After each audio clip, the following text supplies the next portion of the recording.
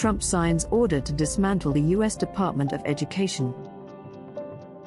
President Trump signed an executive order targeting the Federal Department of Education's authority.